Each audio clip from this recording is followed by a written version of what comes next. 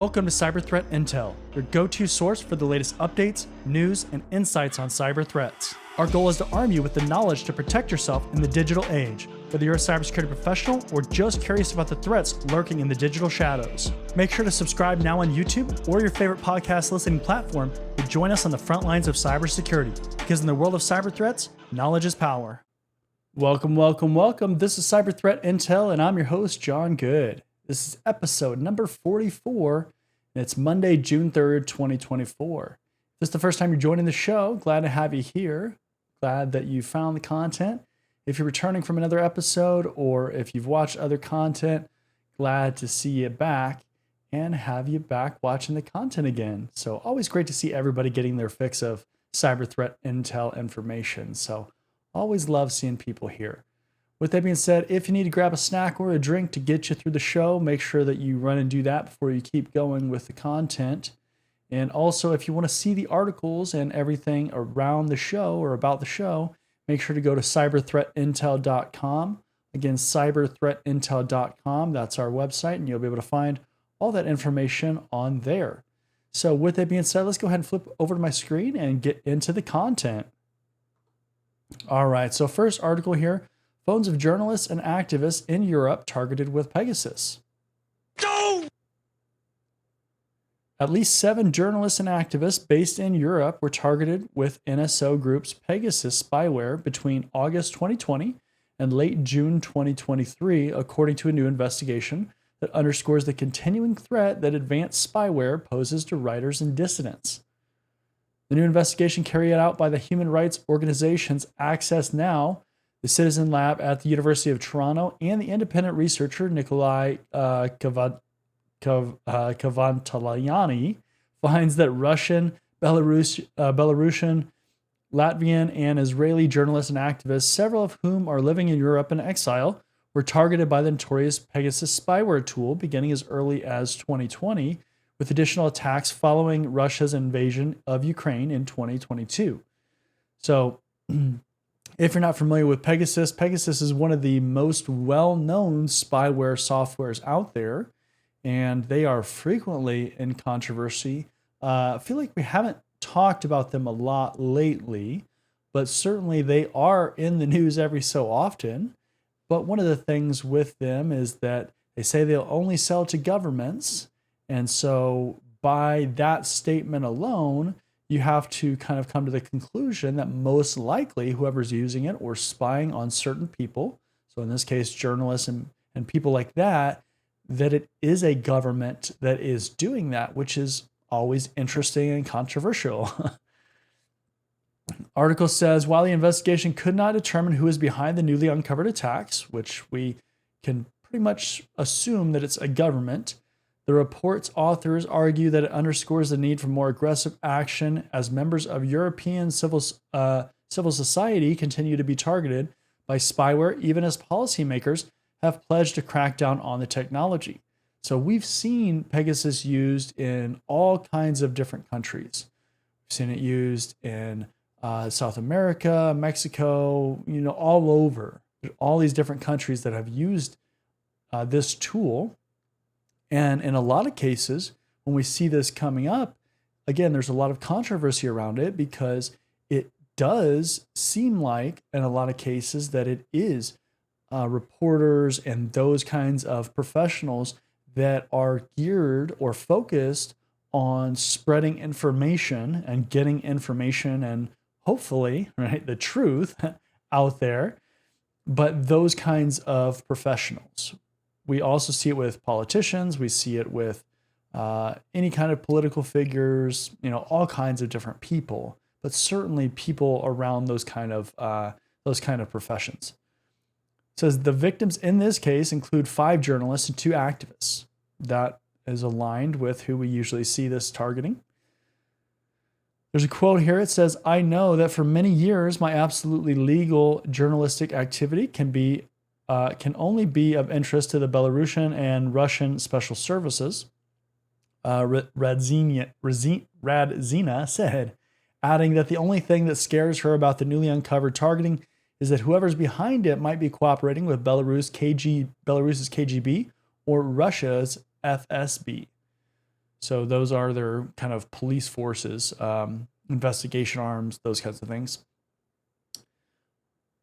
But yeah, I mean, this is always interesting. One other thing too that I'll say, and this is about, when you create a product, think about this. A lot of products have multiple uses. So as your company, or if you're in a company or you're going to start a company, you're going to make some kind of product or service, a lot of times things have dual uses. So even, let's say, if this spyware, which we know the intent is to spy on people basically, but let's say it was created for something else. Let's use an example of like a satellite. That's probably a better example to give you kind of the context. Is like a satellite is created to do what? Communications, give imaging, those kinds of things. That's kind of the basic purpose of a satellite in a lot of cases. But we also see things like governments using satellites to do other things, do surveillance, do again imaging. So there's kind of those dual use ideas, and ultimately, in a lot of cases, you can't stop people from kind of abusing that other use of a product. There's a whole bunch of products out there like that, but that just comes to mind when I'm thinking about some kind of software or service or application or product that is used in a malicious sense, because it does feel like in a lot of cases, a lot of stuff isn't made to be malicious. It's just abused in that way. Don't get me wrong. There's all kinds of stuff that is only one-sided. Ransomware was not created for for solid purposes or for legitimate kind of purposes, but ransomware does exist. So, but always just interesting to kind of think outside the box on things like that, because that can affect your company. Next article here, Kaspersky releases free tool that scans Linux for known threats. Kaspersky has released a new virus removal tool named KVRT for the Linux platform, allowing users to scan their systems and remove malware and other known threats for free. Anytime a free piece of software is out there, you should always be a little bit skeptical. It's pretty much always not free in some way, giving up some data or something. So we've seen that with all kinds of applications. Security firm notes that despite the common misconception that Linux systems are intrinsically secure from threats, there's been a constant supply of in the wild, and that's in quotes, examples that prove otherwise, most recently the XZ-Utils backdoor. So that is one thing that is important to understand as a professional in the cybersecurity career field, in the IT career field. If you just deal with technology in general, you have to understand that Linux operating systems, Mac operating systems, Windows operating systems, whatever operating system, they are all inherently vulnerable in some way. Nothing is completely secure. And kind of one of the assumptions that people make, especially those that are not in, for instance, like an IT job or a cybersecurity job especially, they're more likely to make the assumption or jump to the conclusion that a Linux system or a Linux operating system is just secure. It doesn't have vulnerabilities. It doesn't have malware that's going to target it, those kinds of things.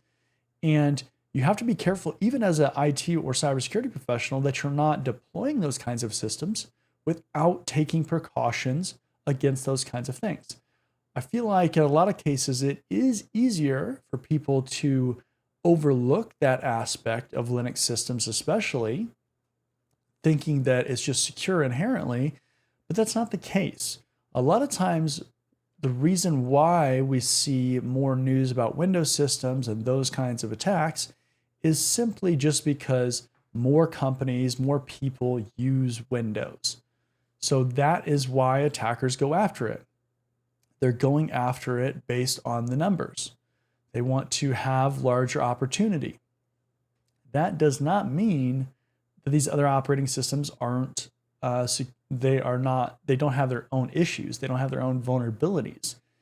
And especially with something like Linux, you have to be careful because those typically are running server operating systems or services within your organization. It's not as common for end users to be using those systems, but obviously, if end users are using those systems, you have to think you have to account for things like antivirus and malware and all those kinds of things.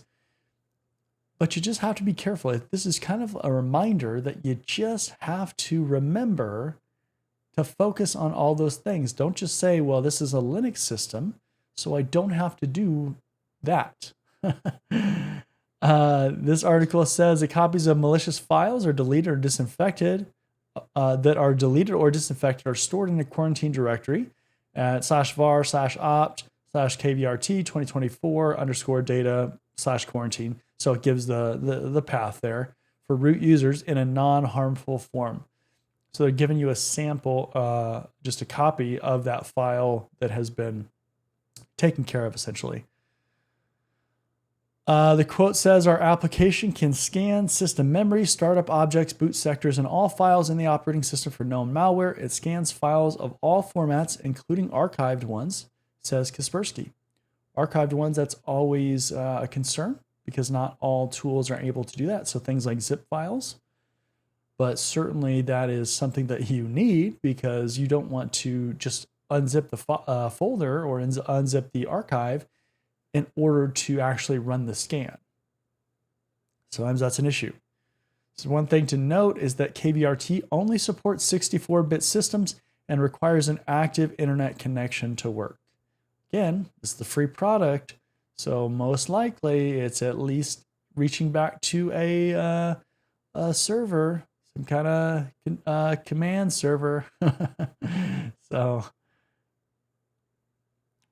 but don't forget to secure your Linux systems for malware. It's yeah. It's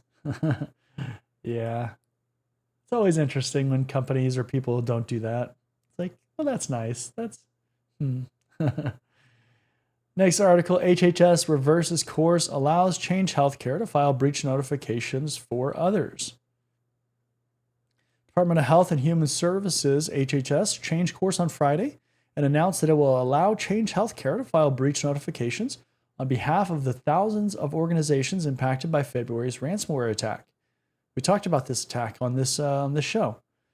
HHS updated a previously released FAQ page, so frequently asked questions page, from April 19 that said every organization affected by the hack of Change Healthcare would have to file their own breach notices with federal and state regulators, enraging the thousands of hospitals, clinics, and doctors' offices that are still recovering financially from the outages caused by the attack. The quote here says, affected covered entities that want Change Healthcare to provide breach notifications on their behalf should contact Change Healthcare. All the required HIPAA breach notifications may be performed by Change Healthcare, said Melanie Fontes Rayner, director of HHS's Office of Civil Rights, OCR.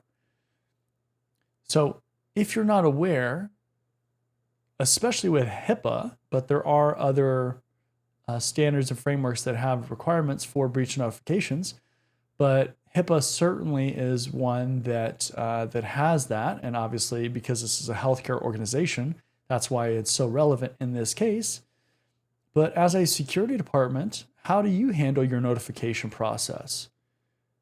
You should have a legal department of some sort where you can run these kind of notices through, or that help in crafting those notices, because last thing you want to do is make a claim or a statement or something that then opens you up for other kind of legal implications.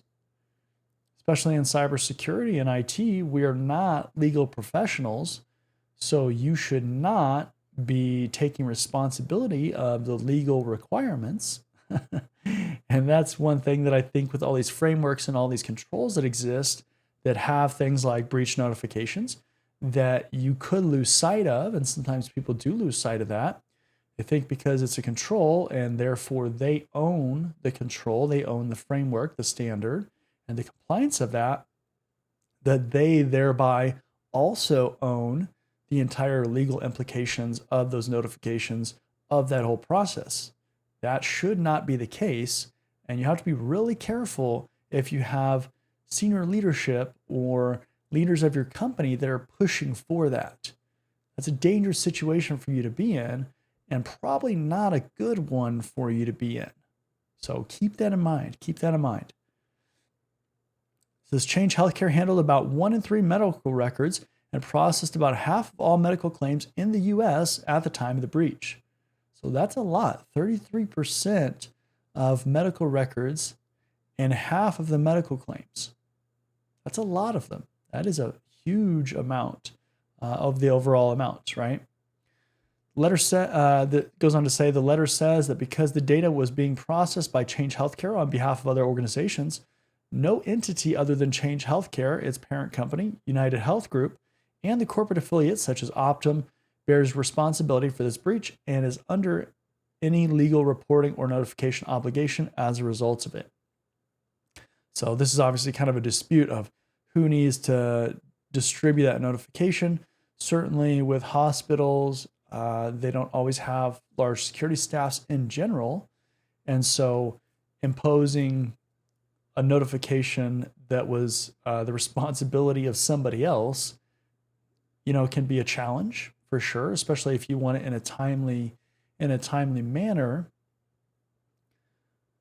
But yeah, so it's interesting to see government make a statement or make something, make a requirement, make a request, make a demand, and then kind of pull back and change course.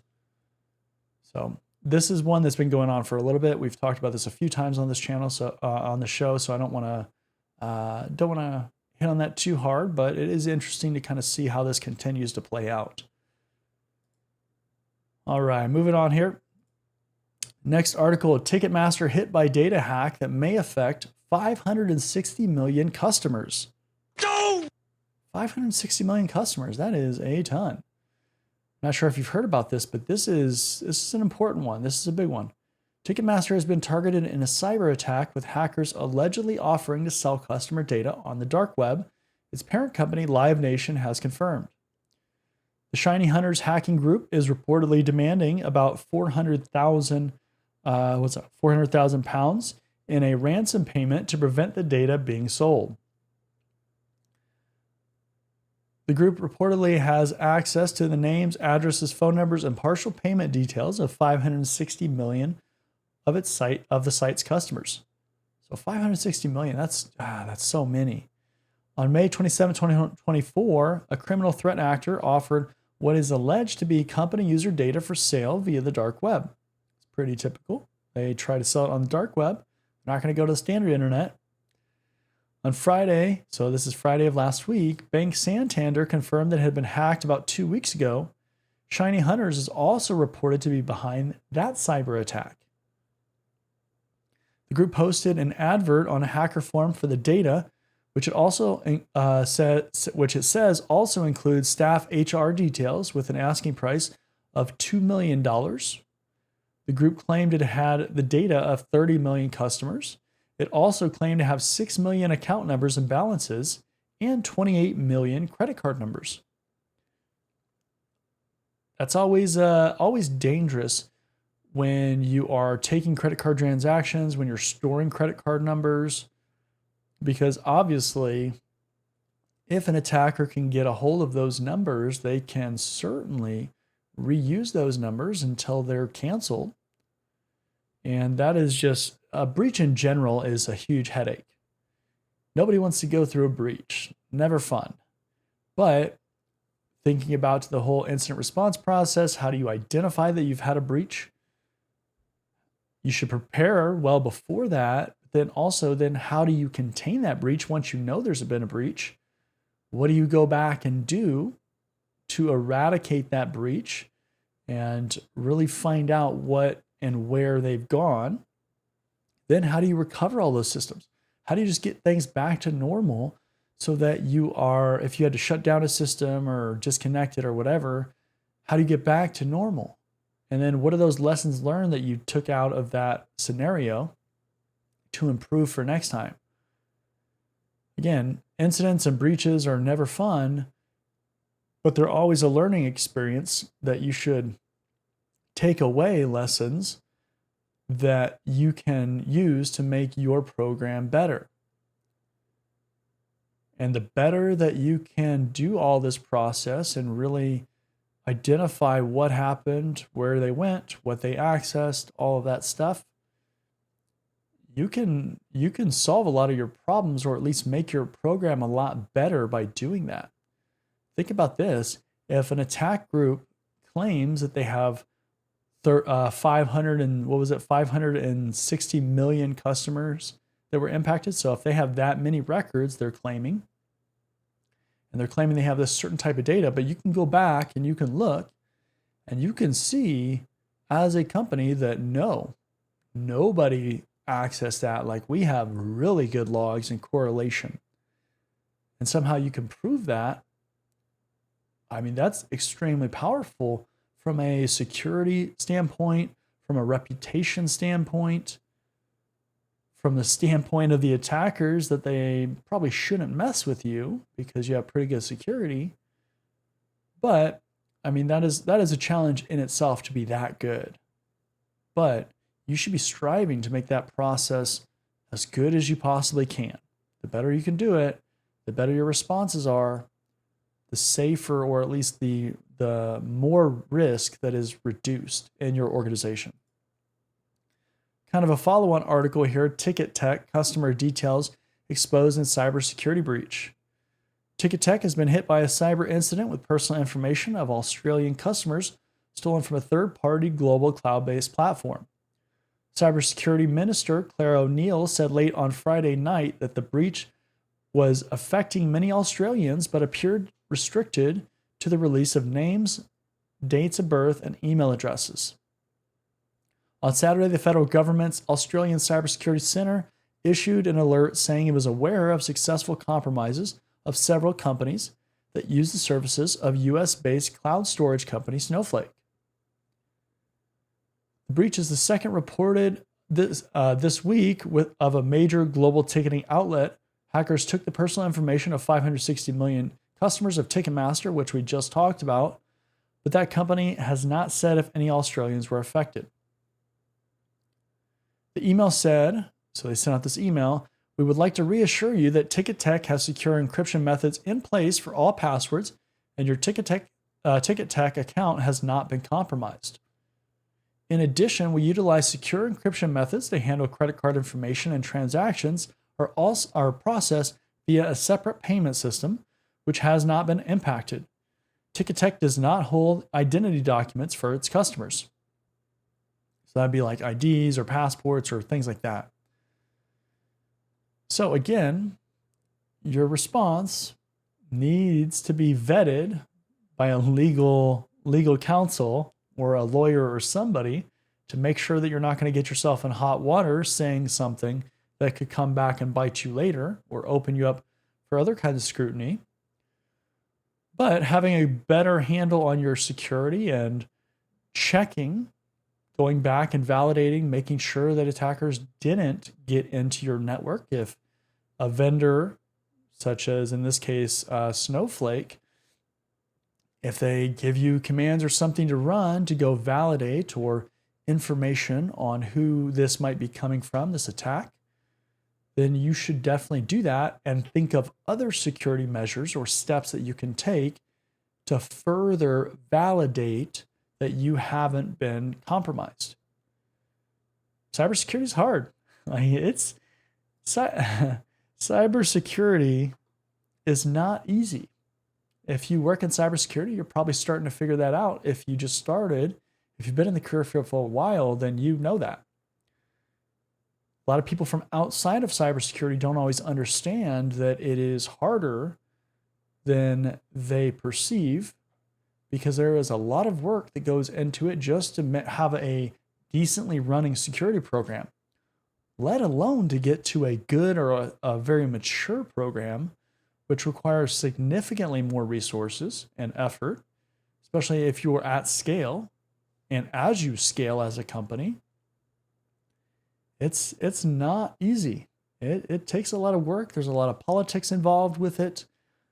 And it is a challenge. So if you don't work in cybersecurity, take this away. Cybersecurity is probably a lot harder than you think it is. So it's not as easy as just installing some anti-malware software or putting a firewall in place, turning it on, and then making it happen. So I feel for these people that are facing this breach. That is not a fun situation to be in. So with that being said, that's the last article for today's episode. Again, I'm your host, John Good. This is Cyber Threat Intel. This is episode number 44, and it's Monday, June 3rd, 2024. Again, if you want to see the articles that we covered, go to cyberthreatintel.com. And with that being said, thanks for joining this one, and I'll see you in the next one. See you later. Are you tired of overpaying for cybersecurity training? Are you interested in training from industry professionals? Are you looking for cybersecurity career services? If you answered yes to any of those questions, then cybertrainingpro.com is the perfect platform for you. At Cyber Training Pro, we're a one-stop shop for all your cybersecurity needs. We can train you for industry certifications or just improve your overall knowledge and skills in a certain area. Unlike other platforms, we don't stop there. We can also coach you throughout your career, practice your interview skills, or create a high-performing resume with our career services. CybertrainingPro.com isn't just another training platform. Students get exclusive access to our private community where we go beyond training courses to provide additional content, tips and tricks, and engagement with both other students and staff. Look, by the year 2025, there could be as many as 3.5 million job openings in cybersecurity. With so much opportunity, why not maximize your career potential with a platform that cares about your success? Come join us at cybertrainingpro.com and start building your future today.